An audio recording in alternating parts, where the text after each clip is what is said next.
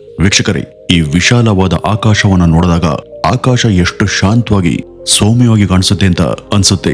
ಆದ್ರೆ ಅದೇ ಒಂದು ಸುಂದರವಾದಂತ ಆಕಾಶದ ಮೋಡದ ಮರೆಯಲ್ಲಿ ಡೆಡ್ಲಿ ಹಂಟರ್ ತನ್ನ ಬೇಟೆಗೆ ಕಾಯ್ತಿರುತ್ತೆ ಅನ್ನೋದು ನಿಮ್ಗೆ ಗೊತ್ತಾ ವೀಕ್ಷಕರೇ? ಭೂಮಿಯ ಮೇಲಿನ ಅತಿ ವೇಗದ ಜೀವಿ ಯಾವ್ದಂತ ಕೇಳಿದ್ರೆ ಬಹುತೇಕ ಜನ ಅದು ಚಿರತೆ ಅಂತ ಹೇಳ್ತಾರೆ. ಆದ್ರೆ ಪ್ರಕೃತಿಯ ಬಳಿ ಅದಕ್ಕಿಂತನೂ ಕೂಡ ಭಯಾನಕವಾದಂತ ಸ್ಪೀಡ್ ಮಿಷನ್ ಒಂದು ಇದೆ ಅನ್ನುವಂತ ವಿಚಾರ ನಿಮ್ಗೆ ಗೊತ್ತಾ ವೀಕ್ಷಕರೇ? ಹೌದು, ಅದೇ ಆಕಾಶದ ರಾಜ ಪೆರಿಗ್ರಿನ್ ಫಾಲ್ಕನ್. ಈ ಒಂದು ಪಕ್ಷಿಯನ್ನ ನಾವು ಕನ್ನಡದಲ್ಲಿ ಗಿಡುಗ ಅಂತ ಕರಿತೀವಿ. ಇದು ಸಾಮಾನ್ಯವಾದ ಪಕ್ಷಿ ಅಲ್ಲ. ಗಾಳಿಯನ್ನೇ ಸೀಳ್ಕೊಂಡು ಬೆಳಕಿನ ವೇಗದಲ್ಲಿ ದಾಳಿ ಮಾಡುವಂತ ಒಂದು ರೀತಿ ಜೀವಂತ ಮಿಸೈಲ್ ಇದು. ಗಂಟೆಗೆ 380 ಕಿಲೋಮೀಟರ್ಗಿಂತನೂ ಕೂಡ ಹೆಚ್ಚು ವೇಗದಲ್ಲಿ ಬುಲೆಟ್ ಟ್ರೈನ್ ಹಾಗೂ ಫಾರ್ಮುಲಾ 1 ಕಾರ್ಗಿಂತನೂ ಕೂಡ ವೇಗವಾಗಿ ಆಕಾಶದಿಂದಲೇ ತನ್ನ ಬೇಟೆ ಮೇಲೆ ಗುರಿ ಇಟ್ಟು ದಾಳಿ ಮಾಡುತ್ತೆ. ಕೆಲವೇ ಕ್ಷಣಗಳಲ್ಲಿ ಭಾರಿ ವೇಗದಿಂದ ನೆಲವನ್ನ ಸ್ಪರ್ಶಿಸುತ್ತೆ. ಈ ಒಂದು ಪಕ್ಷಿಯನ್ನು ನೋಡಿದ್ರೆ ಯಾರಿಗಾದ್ರೂ ಕೂಡ ರೋಮಾಂಚನ ಆಗೋದಂತೂ ಖಂಡಿತ.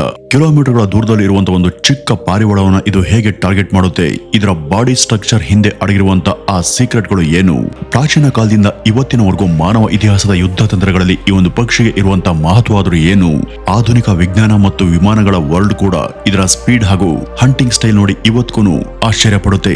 ಇಷ್ಟೇ ಅಲ್ಲದೆ ಆಧುನಿಕ ವಿಮಾನಗಳನ್ನ ತಯಾರು ಮಾಡುವಾಗ ವಿಜ್ಞಾನಿಗಳು ಈ ಒಂದು ಪಕ್ಷಿಯಿಂದ ಪಡೆದಂತ ಪ್ರೇರಣೆ ಏನ್ ಗೊತ್ತಾ ವೀಕ್ಷಕರೇ? ವಿಶ್ವದಲ್ಲೇ ಅತ್ಯಂತ ದುಬಾರಿ, ಅತ್ಯಂತ ವೇಗದ ಮತ್ತು ಅತ್ಯಂತ ಶಕ್ತಿಶಾಲಿ ಪಕ್ಷಿಯ ಸಂಪೂರ್ಣ ಜೀವನ ಚರಿತ್ರೆಯನ್ನ ಈ ಮುಂದೆ ನಾವು ತಿಳಿತಾ ಹೋಗೋಣ. ವೀಕ್ಷಕರೇ, ಈ ಪೆರಿಗ್ರಿನ್ ಫಾಲ್ಕನ್ ಅನ್ನೋದು ಪ್ರಕೃತಿ ಸೃಷ್ಟಿ ಮಾಡದಂತ ಅತ್ಯಂತ ಶಕ್ತಿಶಾಲಿ ಮತ್ತು ವೇಗವಾದಂತ ಹಂಟರ್. ಈ ಒಂದು ಪಕ್ಷಿಯ ದೇಹದ ರಚನೆಯನ್ನ ನೋಡುವುದಾದ್ರೆ ಅದು ಸುಮಾರು 40 ರಿಂದ 50 ಸೆಂಟಿಮೀಟರ್ ಉದ್ದ ಇದ್ದು ಒಂದು ಸಾಮಾನ್ಯ ಲ್ಯಾಪ್ಟಾಪ್ ತೂಕದಷ್ಟು ಅಂದ್ರೆ 900 ಗ್ರಾಂನಿಂದ 1.5 kg ತೂಕ ಇರುತ್ತೆ. ಆದ್ರೆ ಇದರ ರೆಕ್ಕೆಗಳ ಅಗಲ ಸುಮಾರು 1 ಮೀಟರ್ ವರೆಗೂ ಇರುತ್ತೆ. ಗಾಳಿಯನ್ನ ಸೀಳ್ಕೊಂಡು ವೇಗವಾಗಿ ಹಾರೋದಕ್ಕೆ ಇವು ಚಾಕುವಿನಂತೆ ತೀಕ್ಷ್ಣವಾದಂತಹ ಆಕಾರವನ್ನ ಹೊಂದಿರ್ತವೆ. ಇದರ ತಲೆ ಮೇಲೆ ಕಾಣುವಂತಹ ಕಪ್ಪು ಬಣ್ಣದ ನ್ಯಾಚುರಲ್ ಮಾಸ್ಕ್ ತರಹದ ಗುರುತುಗಳು ಆಕಾಶದಲ್ಲಿ ಹಾರಾಡುವಾಗ ಸೂರ್ಯನ ಬೆಳಕು ನೇರವಾಗಿ ಕಣ್ಣಿಗೆ ಬೀಳದಂತೆ ಕಾಪಾಡ್ತವೆ. ಇದು ಆಟಗಾರರು ಕಣ್ಣಿನ ಕೆಳಗೆ ಬಳಸುವಂತ ಐ ಬ್ಲಾಕ್ ತರ ಕೆಲಸ ಮಾಡುತ್ತೆ. ಈ ಒಂದು ಪಕ್ಷಿಯ ನಿಜವಾದಂತ ವಿಚಿತ್ರ ಅದರ ಸ್ಪೀಡ್ ನಲ್ಲಿ ಅಡಕೊಂಡಿದೆ. ಇದು ಸಾಮಾನ್ಯವಾಗಿ ಹಾರುವಾಗ ಗಂಟೆಗೆ ಸುಮಾರು 90 ಕಿಲೋಮೀಟರ್ ವೇಗದಲ್ಲಿ ಹಾರುತ್ತೆ. ಆದ್ರೆ ಬೇಟೆಯನ್ನ ಕಂಡು ಆಕಾಶದಿಂದ ಕೆಳಕ್ಕೆ ದಾಳಿ ಮಾಡುವಂತ ಸಮಯವನ್ನ ಸ್ಟೂಪ್ ಅಂತ ಕರೀತಾರೆ. ಆ ಒಂದು ಸಮಯದಲ್ಲಿ ಇದರ ವೇಗ ಗಂಟೆಗೆ ಸುಮಾರು 380 ಕಿಲೋಮೀಟರ್ಗಿಂತ ಕೂಡ ಹೆಚ್ಚಾಗುತ್ತೆ. ಇಷ್ಟು ಸ್ಪೀಡ್ ನಲ್ಲಿ ಪ್ರಯಾಣ ಮಾಡೋದು ಯಾವುದೇ ಜೀವಿಗಾದ್ರೂ ಕೂಡ ಅಸಾಧ್ಯ ಅಂತಾನೆ ಹೇಳಬಹುದು. ಯಾಕೆಂದ್ರೆ ಅಷ್ಟು ವೇಗದಲ್ಲಿ ಗಾಳಿಯ ಪ್ರೆಷರ್ ನಿಂದ ಲಂಗ್ಸ್ಗೆ ಹಾನಿ ಆಗುವಂತ ಸಾಧ್ಯತೆ ಇರುತ್ತೆ. ಆದ್ರೆ ಈ ಫಾಲ್ಕನ್ ನ ಮೂಗಿನ ರಂಧ್ರಗಳ ಒಳಗೆ ಬೋನ್ ಟ್ಯೂಬರ್ಕರ್ ಸೆಲ್ ಎಂಬ ಒಂದು ಸಣ್ಣ ಎಲುಬಿನ ಭಾಗಗಳು ಇರ್ತವೆ. ಇವು ರಾಕೆಟ್ ಇಂಜಿನ್ ಟೆಕ್ನಾಲಜಿ ತರ ವೇಗವಾಗಿ ಬರುವಂತ ಗಾಳಿಯನ್ನ ನಿಯಂತ್ರಣ ಮಾಡಿ ಪಕ್ಷಿಗೆ ಸುಲಭವಾಗಿ ಉಸಿರಾಡೋದಕ್ಕೆ ಸಹಾಯ ಮಾಡ್ತವೆ. ಇದರ ಕಣ್ಣುಗಳು ಮನುಷ್ಯರ ಕಣ್ಣಿಗಿಂತನೂ ಕೂಡ ಸುಮಾರು 8 ಪಟ್ಟು ಹೆಚ್ಚು ಶಕ್ತಿಶಾಲಿ. ಸುಮಾರು 3 ರಿಂದ 5 ಕಿಲೋಮೀಟರ್ ದೂರದಲ್ಲಿ ಇರುವಂತಹ ಒಂದು ಚಿಕ್ಕ ಹಕ್ಕಿಯನ್ನು ಕೂಡ ಇದು ಸ್ಪಷ್ಟವಾಗಿ ಗುರುತಿಸಬಲ್ಲದು. ಇದರ ಪಂಜಗಳು ಬೇಟೆಯನ್ನು ಹಾಕಿದಂತ ಕ್ಷಣದಲ್ಲೇ ಸುಮಾರು 100 ರಿಂದ 200 ಪೌಂಡ್ ಒತ್ತಡವನ್ನ ಉಂಟುಮಾಡ್ತವೆ.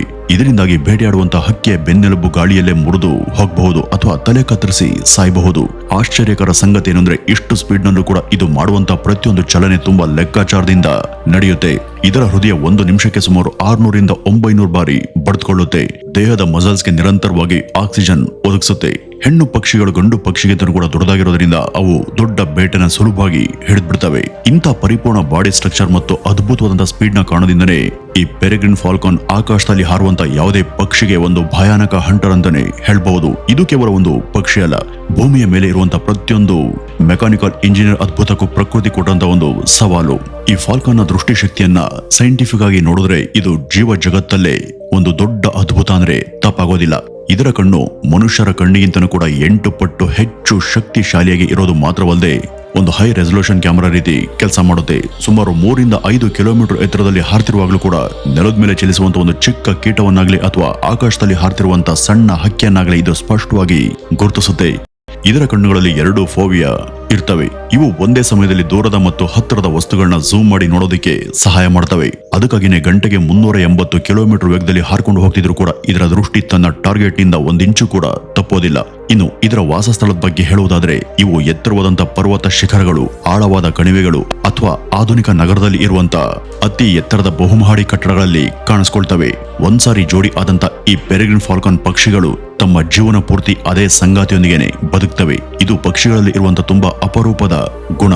ಸಂತಾನೋತ್ಪತ್ತಿ ಸಮಯದಲ್ಲಿ ಹೆಣ್ಣು ಫಾಲ್ಕನ್ 3 ರಿಂದ 4 ಮೊಟ್ಟೆಗಳನ್ನ ಇಡುತ್ತೆ. ಆ ಒಂದು ಸಮಯದಲ್ಲಿ ಗಂಡು ಫಾಲ್ಕನ್ ಒಬ್ಬ ಜವಾಬ್ದಾರಿಯುತ ತಂದೆಯಂತೆ ಆಹಾರವನ್ನ ಬೇಟೆಯಾಡಿ ತಾಯಿ ಮತ್ತು ಮರಿಗಳಿಗೆ ತಂದ್ಕೊಡುತ್ತೆ. ಇನ್ನು ಮರಿ ಹುಟ್ಟಂತ 6 ವಾರಗಳಲ್ಲಿ ಅವು ಹಾರೋದಿಕ್ಕೆ ಶುರು ಮಾಡಿದ್ರು ಗಾಳಿಯಲ್ಲಿ ಬೇಟೆಯನ್ನ ಹೇಗಿಡಬೇಕು ಅಂತ ಕಲಿಯೋದಕ್ಕೆ ಅವುಗಳಿಗೆ ಹಲವು ತಿಂಗಳ ಸಮಯ ಬೇಕಾಗುತ್ತೆ.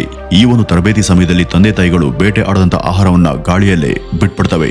ಆಗ ಮರಿಗಳು ಅದನ್ನ ಗಾಳಿಯಲ್ಲಿ ಹಿಡಿಯೋದಕ್ಕೆ ಪ್ರಾಕ್ಟೀಸ್ ಮಾಡ್ತವೆ.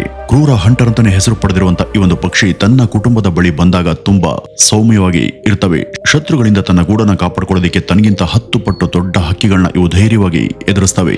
ಇಂಥ ನಿಬಂಧನೆ, ಕಟ್ಟುನಿಟ್ಟು ಮತ್ತೆ ಅದ್ಭುತ ಇಂದ್ರಿಯ ಶಕ್ತಿಗಳ ಕಾರಣದಿಂದಲೇ ಈ ಫಾಲ್ಕನ್ ಪಕ್ಷಿ ಪ್ರಕೃತಿಯಲ್ಲಿ ಒಂದು ಅಜೇಯ ಶಕ್ತಿಯಾಗಿ ನಿಂತ್ಕೊಂಡಿದೆ.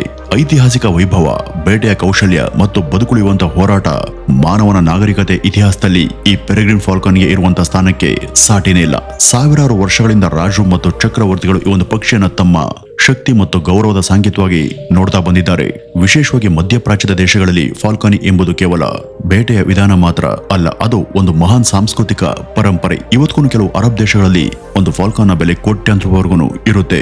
ಈ ಒಂದು ಪಕ್ಷಿಗಳಿಗಾಗಿನೇ ವಿಶೇಷ ಆಸ್ಪತ್ರೆಗಳು ಮತ್ತು ಪಾಸ್ಪೋರ್ಟ್ಗಳು ಕೂಡ ಇವೆ. ಅಂದ್ರೆ ಈ ಪಕ್ಷಿಗೆ ಎಷ್ಟು ಗೌರವ ಕೊಡ್ತಾರೆ ಅನ್ನೋದು ಇದರಿಂದ ಅರ್ಥ ಆಗುತ್ತೆ. ಇನ್ನು ಇದರ ಆಹಾರದ ಅಭ್ಯಾಸಗಳನ್ನ ನೋಡಿದ್ರೆ ಆಕಾಶದಲ್ಲಿ ಹಾರುವಂತಹ ಸುಮಾರು 2,000 ವಿವಿಧ ಪಕ್ಷಿಗಳನ್ನ ಇವು ಬೇಟೆಯಾಡುತ್ತೆ. ಇದಕ್ಕೆ ಅತ್ಯಂತ ಇಷ್ಟವಾದಂತ ಆಹಾರ ಪಾರಿವಾಳನೆ ಆದ್ರೂ ಕೂಡ ಗಾಳಿಯಲ್ಲಿ ಹಾರುವಂತ ಬಾವಲಿಗಳು ಮತ್ತು ನೀರಿನ ಹಕ್ಕಿಗಳನ್ನು ಕೂಡ ಇದು ಅದ್ಭುತ ಸ್ಪೀಡ್ ನಿಂದ ಬೇಟೆಯಾಡುತ್ತೆ.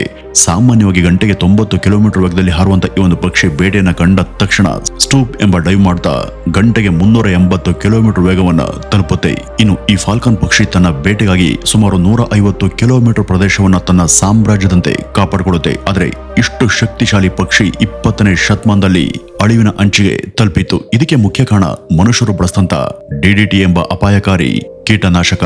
ಈ ಒಂದು ರಾಸಾಯನಗಳ ಪರಿಣಾಮ ಫಾಲ್ಕಾನ್ ಇಡುವಂತ ಮೊಟ್ಟೆಗಳ ಸಿಪ್ಪೆಗಳು ತುಂಬಾ ಸಣ್ಣ ಮತ್ತು ದುರ್ಬಲವಾಗ್ತವೆ. ಹೀಗಾಗಿ ಮರಿಗಳು ಹುಟ್ಟುವಂತ ಮೊದಲೇ ಮೊಟ್ಟೆಗಳು ಒಡೆದು ಹೋಗ್ತವೆ. ಈ ಒಂದು ಭಯಾನಕ ಪರಿಸ್ಥಿತಿಯನ್ನು ಗಮನಿಸಿದಂತ ವಿಜ್ಞಾನಿಗಳು ಮತ್ತು ಪರಿಸರ ಪ್ರೇಮಿಗಳು ವಿಶ್ವಾದ್ಯಂತ ಹೋರಾಡಿ ಈ ಕೀಟನಾಶಕಗಳನ್ನ ನಿಷೇಧ ಮಾಡಿದ್ರು. ನಂತರ ಕೃತಕವಾಗಿ ಫಾಲ್ಕನ್ಗಳ ಸಂತಾನವನ್ನ ಬೆಳೆಸಿ ಮತ್ತೆ ಪ್ರಕೃತಿಗೆ ಬಿಡಲಾಯಿತು. ಮಾನವನ ತಪ್ಪಿನಿಂದಲೇ ನಾಶ ಆಗಬೇಕಿದ್ದಂತ ಈ ಒಂದು ಅದ್ಭುತ ಜಾತಿ ಮತ್ತೆ ಮಾನವರ ಪ್ರಯತ್ನದಿಂದಲೇ ಜೀವ ಪಡೆದು ಇವತ್ತು ಆಕಾಶದ ರಾಜನಂತೆ ಹಾರ್ತಿದೆ. ಈ ಫಾಲ್ಕನ್ನ ಜೀವನ ಶೈಲಿಯಲ್ಲಿ ಅತ್ಯಂತ ಆಶ್ಚರ್ಯಕರವಾದ ವಿಷಯ ಅದರ ವಲಸೆ ಮತ್ತು ಪ್ರಯಾಣ. ಈ ಒಂದು ಪಕ್ಷಿಯನ್ನ ಪ್ರಪಂಚ ಸಂಚಾರಿ ಅಂತಾನೆ ಕರೆಯಲಾಗುತ್ತೆ. ಯಾಕೆಂದ್ರೆ ಇದು ಪ್ರತಿ ವರ್ಷ ಸುಮಾರು 25,000 ಕಿಲೋಮೀಟರ್ ದೂರವನ್ನ ಸುತ್ತುತ್ತೆ, ಅಂದ್ರೆ ವಲಸೆ ಹೋಗುತ್ತೆ. ಆಹಾರ ಮತ್ತು ಅನುಕೂಲಕರ ವಾತಾವರಣಕ್ಕಾಗಿ ಆರ್ಕ್ಟಿಕ್ ಪ್ರದೇಶದಿಂದ ದಕ್ಷಿಣ ಅಮೆರಿಕದವರೆಗೆ ಖಂಡಗಳನ್ನ ದಾಟಿ ಪ್ರಯಾಣ ಮಾಡುವಂತ ಇದರ ಸಾಹಸ ಪ್ರಕೃತಿಯ ಅತಿದೊಡ್ಡ ಅದ್ಭುತಗಳಲ್ಲಿ ಒಂದು. ಇಂಥ ದೀರ್ಘ ಪ್ರಯಾಣದಲ್ಲಿ ಈ ಪಕ್ಷಿಗಳು ಪ್ರತಿ ದಿವಸ 100 ಕಿಲೋಮೀಟರ್ ದೂರವನ್ನ ಇವು ಯಾವುದೇ ದಣಿವಿಲ್ಲದೆ ಪ್ರಯಾಣ ಮಾಡ್ತವೆ. ವಾಸ ಮಾಡೋದಕ್ಕೆ ಮತ್ತು ಬೇಟೆಯಾಡೋದಕ್ಕೆ ಇವು ಹೆಚ್ಚಾಗಿ ನದಿಗಳು, ಸರೋವರಗಳು ಮತ್ತೆ ಸಮುದ್ರ ತೀರ ಪ್ರದೇಶಗಳನ್ನ ಆಯ್ಕೆ ಮಾಡ್ಕೊಳ್ತವೆ. ಇದಕ್ಕೆ ಮುಖ್ಯ ಕಾರಣ ನೀರಿನ ಪ್ರದೇಶಗಳ ಬಳಿ ಬಾತುಕೋಳಿಗಳು, ಕೊಕ್ಕರೆಗಳು ಮತ್ತೆ ಇತರ ನೀರಿನ ಹಕ್ಕಿಗಳು ಹೆಚ್ಚಿನ ಸಂಖ್ಯೆಯಲ್ಲಿ ಸಿಗ್ತವೆ. ಮತ್ತೆ ಇವುಗಳು ಈ ಫಾಲ್ಕನ್ಗೆ ಇಷ್ಟವಾದಂತ ಆಹಾರ ಅಂತಾನೆ ಹೇಳಲಾಗುತ್ತೆ. ಎತ್ತರದ ಪರ್ವತ ಶಿಖರಗಳು ಅಥವಾ ಆಳವಾದಂತ ಕಣಿವೆಗಳಲ್ಲಿ ಇರುವಂತ ಕಲ್ಲಿನ ಗೋಡೆಗಳ ಮೇಲೆ ಇವು ತಮ್ಮ ವಾಸಸ್ಥಳವನ್ನ ನಿರ್ಮಿಸಿಕೊಳ್ತವೆ.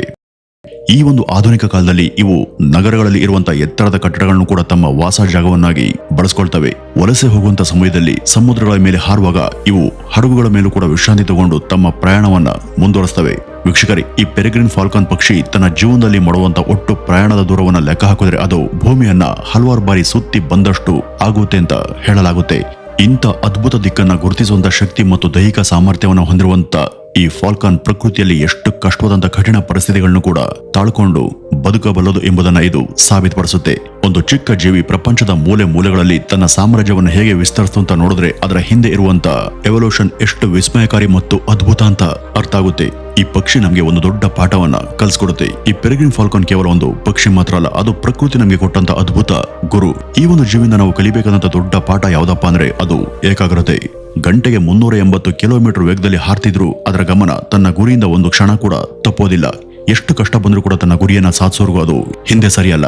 ಅದಕ್ಕಾಗಿನೇ ಈ ಪೆರೆಗ್ರಿನ್ ಫಾಲ್ಕನ್ ಆಕಾಶದ ರಾಜನಾಗಿ ಗುರುತಿಸಿಕೊಂಡಿದೆ.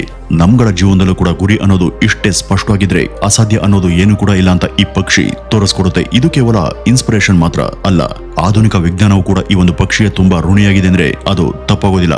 ಇವತ್ತು ನಾವು ನೋಡುವಂತ ಅತಿ ವೇಗದ ಸೂಪರ್ ಸೋನಿಕ್ ಯುದ್ಧ ವಿಮಾನಗಳ ಡಿಸೈನ್, ವಿಶೇಷವಾಗಿ ಅವುಗಳ ಇಂಜಿನ್ಗಳಲ್ಲಿ ಗಾಳಿಯ ಹರಿವನ್ನ ನಿಯಂತ್ರಣ ಮಾಡುವಂತ ಟೆಕ್ನಾಲಜಿಯನ್ನ ವಿಜ್ಞಾನಿಗಳು ಈ ಒಂದು ಫಾಲ್ಕನ್ ನ ಮೂಗಿನ ರಚನೆ ನೋಡಿನೇ ಅಭಿವೃದ್ಧಿಪಡಿಸಿದ್ದಾರೆ. ಇದು ಪ್ರಕೃತಿಯ ನಿಜವಾದ ಇಂಜಿನಿಯರಿಂಗ್ ವಂಡರ್ ಅಂದ್ರೆ ತಪ್ಪಾಗೋದಿಲ್ಲ. ಒಂದು ಚಿಕ್ಕ ಜೀವಿ ಎಷ್ಟೇ ಕಠಿಣ ಪರಿಸ್ಥಿತಿಯಲ್ಲಿದ್ರೂ ಕೂಡ ಅದನ್ನ ಎದುರಿಸಿ ಅಳಿವಿನ ಅಂಚಿನಿಂದ ಮತ್ತೆ ಆಕಾಶವನ್ನ ಆಳುವಂತ ಮಟ್ಟಕ್ಕೆ ಬೆಳೆದಿದೆ ಅಂದ್ರೆ ಅದು ಅದರ ಹೋರಾಟದ ಶಕ್ತಿಯ ದೊಡ್ಡ ಸಾಕ್ಷಿ. ವೀಕ್ಷಕರೇ, ಇದಿಷ್ಟು ಭೂಮಿಯ ಮೇಲಿನ ಅತ್ಯಂತ ವೇಗವಾದ, ಚುರುಕಾದ ಮತ್ತೆ ಅದ್ಭುತವಾದಂತ ಪೆರಿಗ್ರಿನ್ ಫಾಲ್ಕಾನ್ನ ಅಸಾಮಾನ್ಯ ಪ್ರಯಾಣ ಮತ್ತೆ ಜೀವನ ಚರಿತ್ರೆಯ ಕತೆ. ಪ್ರಕೃತಿ ಸೃಷ್ಟಿ ಮಾಡದಂತ ಪ್ರತಿಯೊಂದು ಜೀವಿಯಲ್ಲೂ ಕೂಡ ಒಂದು ಅದ್ಭುತ ಶಕ್ತಿ ಅಡಕೊಂಡಿರುತ್ತೆ. ಅತಿ ಚಿಕ್ಕ ದೇಹ ಇದ್ರೂ ಕೂಡ ಅಜಯ, ಧೈರ್ಯ, ಅಸಾಧಾರಣ ವೇಗ ಮತ್ತೆ ತನ್ನ ಗುರಿ ಮೇಲಿನ ಏಕಾಗ್ರತೆಯಿಂದ ಈ ಒಂದು ಪಕ್ಷಿ ಇಡೀ ಆಕಾಶವನ್ನೇ ಆಳ್ತಿದೆ. ಒಂದ್ ಕಾಲದಲ್ಲಿ ಅಳಿವಿನ ಅಂಚಿಗೆ ತಲುಪಿದಂತ ಈ ಜೀವಿ ಮತ್ತೆ ತನ್ನ ರೆಕ್ಕೆಗಳನ್ನ ಚಾಚಿ ಆಕಾಶದಲ್ಲಿ ಹಾರೋದಿಕ್ಕೆ ಶುರು ಮಾಡಿತ್ತು. ಇದೆ ಅಲ್ವಾ ನಿಜವಾದ ಗೆಲುವು ಅಂದ್ರೆ? ಈ ಪೆರಿಗ್ರಿನ್ ಫಾಲ್ಕನ್ ಕೇವಲ ಒಂದು ಪಕ್ಷಿ ಮಾತ್ರ ಅಲ್ಲ, ಪ್ರಕೃತಿಯ ಶಕ್ತಿ, ಸಹನೆ ಮತ್ತು ನೆವರ್ ಗಿವ್ ಅಪ್ ಮನೋಭಾವದ ಜೀವಂತ ಉದಾಹರಣೆ ಅಂತ ಹೇಳ್ತಾ ಇವತ್ತಿನ ಈ ಒಂದು ವಿಡಿಯೋವನ್ನ ಇಲ್ಲಿಗೆ ಮುಗಿಸೋಣ. ಇನ್ನು ಈ ಒಂದು ಪಕ್ಷಿ ಬಗ್ಗೆ ನಿಮ್ಗೆ ಏನಾದ್ರೂ ಮಾಹಿತಿ ಇದ್ರೆ ಅದನ್ನ ಕಮೆಂಟ್ ಬಾಕ್ಸ್ ಅಲ್ಲಿ ಹಂಚ್ಕೊಳ್ಳಿ. ನಮಸ್ಕಾರ.